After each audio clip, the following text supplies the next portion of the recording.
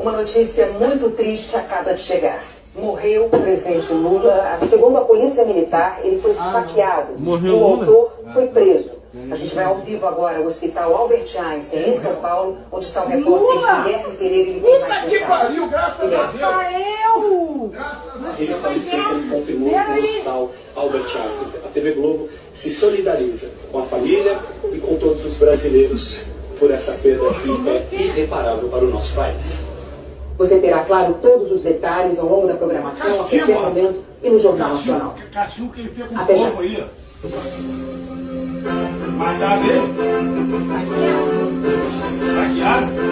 Mas é o pessoal do Bolsonaro. Mataram como? Hackeado? Você não viu falando ali? Hackeado.